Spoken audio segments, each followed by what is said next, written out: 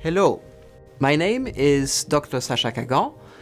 I'm originally French and working and researching for many years on the topic of culture and sustainability, including between the years 2005 and 2018 at the Leuphana University in Lüneburg, Germany.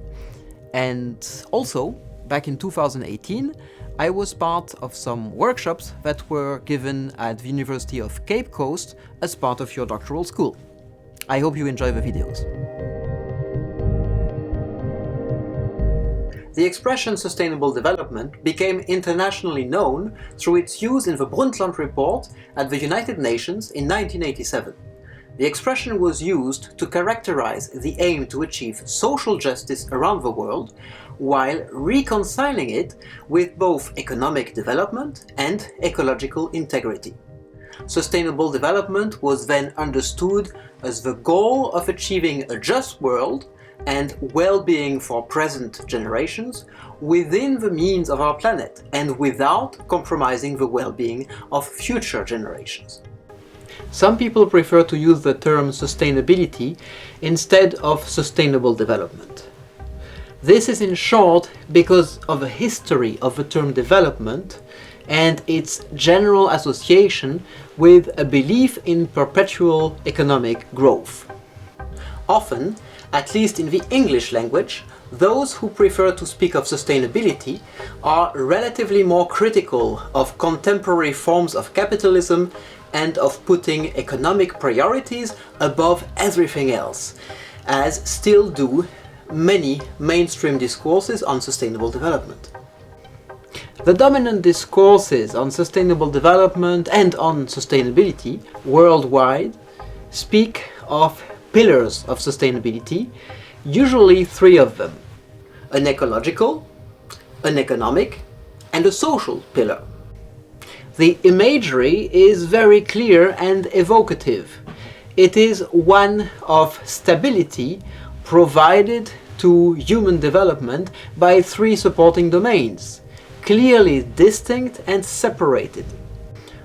Think of a human society as a house or temple, a building, which owes its stability to several pillars supporting it. If one of the pillars collapses, it endangers the stability of the building resting on top of the pillars. The image, however, is very static and it exaggerates the separation and the distinction between different pillars. Some scholars, among them many cultural researchers, argue that we must stop thinking and working in terms of so-called pillars of sustainability. Looking at separate pillars reproduces the failed mental models that prevented contemporary societies from understanding the unsustainability of development. A narrow focus on the environment, and then on economic development, then on social justice, and then on cultural heritage, cultural vitality, as separate concerns prevents us from perceiving and addressing the complex and delicate ways in which these dimensions of development are influencing each other and depending on each other, and even largely constituting each other. Instead, these scholars speak of dimensions of sustainability. Unlike pillars, dimensions are at the same time different from each other and intricately linked to each other. The world we live in is understood as multidimensional. It has, for example, physical, ecological, social, economic, political, cultural dimensions. The world is made of the dynamic encounters of things, people, other living beings, different places and different times. Many of these are related to each other in specific and multiple ways. Sustainability can then be understood as a search process for desirable futures that aims to address the world as a whole, not seeing it as a collection of separate domains, but seeing the personal, the social, economic, political, cultural, and ecological realities as different levels or dimensions of the same world. This is not to say that the dimensions are only instrumental to each other. The dimensions of sustainability each hold intrinsic value and point to specific goals. The ecological dimension is foundational for everything else and points us to the existence value and not only the use value of many forms of life that constitute ecosystems around us and often together with us, whether in cities, in rural areas, or in more or less wild areas.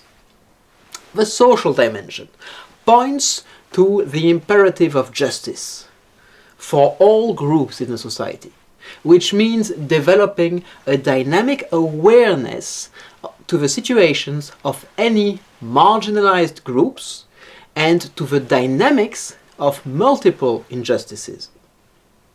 The cultural dimension points to the value of culture, that is, the vitality of cultural and artistic expressions in their diversity, allowing a rich cultural life, guarding against cultural homogenization, and linking a living cultural heritage to cultural change and learning. The economic dimension seeks economic viability. It points to the question of desirable and sufficient wealth and well-being, which often can be achieved through diverse forms of mixed economies, that is, market, public, gift, and an economy of the commons, through shared community stewardship of available common resources. And last but not least, the personal dimension points to individual self-development and fulfillment. The terms sustainability and sustainable development have a relatively short history, but also deeper historical roots. The historical roots of the term have been traced back to 18th century Germany as an expression in German forestry. More specifically, in a publication from 1713 by Hans Carl von Carlowitz, where a sustainable management of forests was discussed, exploiting the trees in a way that is allowing the forest to regenerate. The expression was translated into English in the field of forestry and eventually migrated to other domains. The more recent history of the term dates back to the late 20th century. The adjectives sustainable started being used in the context of international development policies and environmental policies in the 1970s and the 1980s, until the Brundtland Commission of the United Nations put it at the center of global political discourse in its 1987 report. The term became central at the 1992 Rio de Janeiro Earth Summit of the United Nations. It was pushed by the UN political discourse and then quickly spread around all sectors of society in many countries around the world, from the 1990s onwards, from local activists to researchers, governments, and global corporations. As a result, the expression has been used and abused in too many ways to discuss here. Leaving aside its most infamous abuses, such as in greenwashing propaganda, the usage of sustainability has come to cover a wide range of definitions that can be categorized into three layers. First, universal definitions. Here, the discourses claim to describe universally acceptable, basic standards, needs, and obligations for human societies. Universal definitions of sustainability are also called thin definitions, the contrary of a thick definition. This is because it is limited by what can be universally valid everywhere and every time. However, this is the definition that prevails in mainstream institutions like the United Nations and in most governmental organizations. Second, procedural definitions. Here, sustainability is understood as the emerging property of a shared conversation about desired futures. It gains different and specific depths in different contexts and needs to be democratically constructed by human societies in a critical, constructive, and imaginative way. Procedural sustainability is not about pure fantasy. It is informed by gathering and assessing the best possible knowledge from all available sources. Third, ambiguous definitions. Here, the term sustainability is like other terms like freedom and democracy, considered to be inherently open-ended, without a fixed definition, like an open arena. Keeping it ambiguous is seen here as creative and constructive. It keeps different perspectives in the conversation, while a precise definition would exclude other perspectives from entering the debate. What about culture? Alongside the developments I just described, cultural policy experts at the UNESCO, who had been advocating for culture-based development for years already, linked their own discourses with the sustainability discourse soon after it emerged at the UN. They started carving out their own sustainability discourse. The UNESCO Summit on Culture and Sustainable Development in 1998 was the result of a process that lasted several years. Under the title The Power of Culture, it proclaimed, in general terms, the interdependence of culture and sustainable, mainly economic, development. Over the following decades, several discourses around sustainable development and sustainability emerged that introduced a cultural component in a variety of ways. Looking back at these past decades, I identified 4 types of discourses on culture and sustainability. First, a discourse that describes culture as a 4th pillar of sustainability. This expression was explicitly foregrounded as the title of a publication by the Australian cultural policy analyst and community arts advocate John Hawkes in 2001. His 4-pillar model of sustainability stressed the importance of cultural vitality. It pointed at the inherent value of cultural diversity and of a vibrant cultural life among human communities, necessary to quality of life. This 4th pillar discourse can be traced back to at least 2 roots.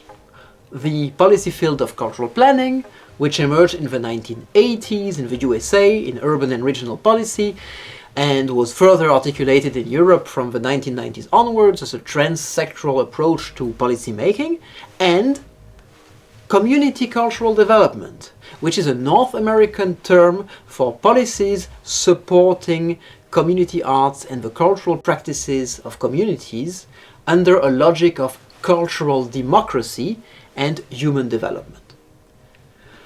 Cultural democracy means focusing on all human cultural productions and not only on the high arts elite culture.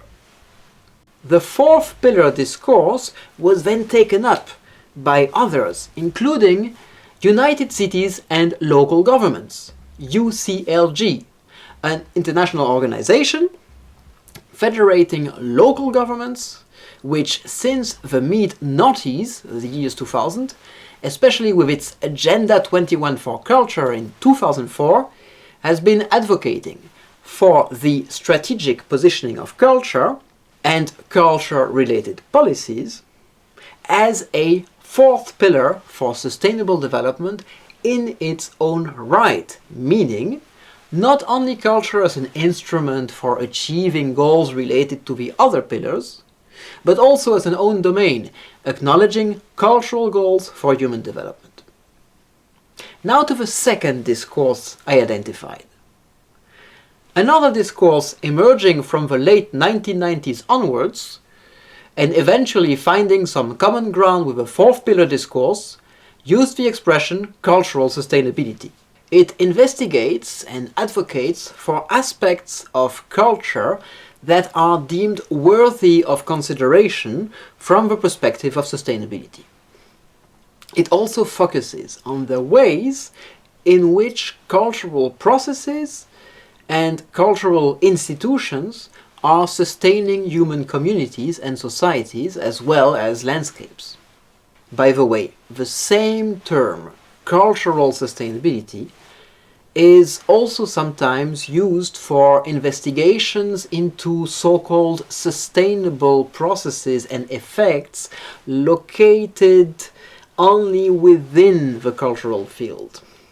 This one is a very narrow approach that has little to do with the other ones and with the more general field of sustainable development. As a research field, cultural sustainability is meanwhile hosting a high diversity of themes, topics and approaches, from memory studies to speculative fiction, rooted in many pre-existing scholarly fields from earlier decades, such as eco-criticism in literature, geography, and various branches of humanities and social science. Some international research networks have attempted to sort out the multiple understandings of cultural sustainability, such as, for example, the European Cost Action investigating cultural sustainability in its final report in 2015. The third discourse is about the cultural dimension of sustainable development. In the late 1990s, in Germany, several authors associated with an integrative understanding of sustainability and sustainable development vigorously rejected the sturdy symbolism of pillars in general, and logically also rejected the expression culture as fourth pillar. Instead, they called for a recognition of what they called the cultural dimension of sustainable development. For example, in a text by Ute Stoltenberg and Gerd Michelsen from 1999. This discourse is rooted most especially in the field of education for sustainable development that has also developed itself from the 1990s onwards. The focus is on the importance of cultural education and of a transdisciplinary, integrative approach to education. This discourse strongly condemns any efforts that focus only on a single dimension of sustainability. It demands to always articulate and integrate the different dimensions with each other. By the way, by 2010, even Jan Hocks himself commented that his own expression, fourth pillar, was a limiting and misleading metaphor. And he agreed with the critics that lens, framework, dimension or perspective offer a much clearer impression of the proposed applications of this conception. The fourth discourse came in by the second half of the noughties, the years 2000, and is a discourse on a culture of sustainability, or rather in the plural form on cultures of sustainability. It emerged simultaneously in the works of several authors across the world, in Canada, in Asia and in Europe. This approach aims to identify the characteristics of cultures that are able to evolve and to sustain human development in challenging environments. Cultures that are helping humans to be especially able to learn from crises and to transform themselves accordingly. This discourse focuses on changes in worldviews and value systems. It also focuses on the epistemological quality to cultural change. That is, the ways of knowing that are required for transformative learning. From this perspective comes the argument that we need to learn to deal with complexity and uncertainty rather than learning a predetermined sustainable set of values and behaviors. This requires developing sets of richer, more diversified and integrated skills, competencies, capabilities, reflexivity, and ways of knowing reality as a basis for reinventing possible futures. This approach, therefore, has been focusing more and more on artistic research and arts-based research in the most recent decade. Sustainability is about reinventing worlds. It is a cultural project. Understood from a culturally sensitive perspective, sustainability is not one fixed normative picture, like a fixed model or template. Because reality is complex, changing and contextual, sustainability too is a constantly changing horizon, a search process that constantly needs to be revised and critically reviewed. Sustainability as a search process requires an open and complex ethical framework.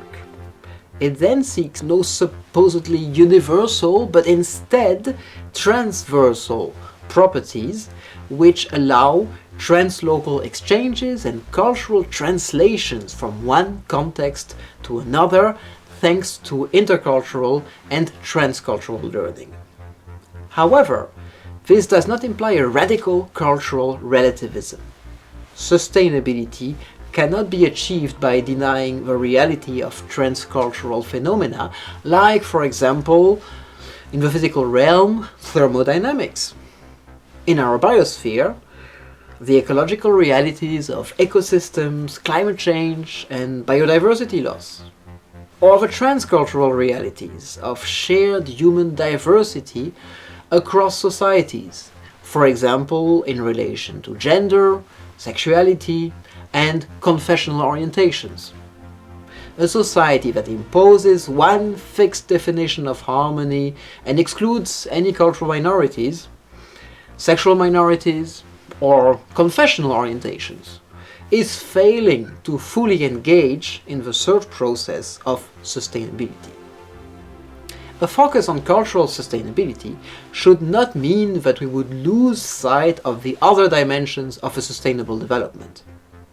Cultural actors and organizations therefore need to gain an integrated understanding of the multidimensional context of their own work. In concrete terms, they need to especially develop sound practices of environmental management. Practices that open up to all layers of society, including marginalized communities and seeking social justice. The enlivenment of the cultural dimension.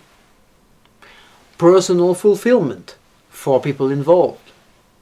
And practices that are economically viable for oneself and for others.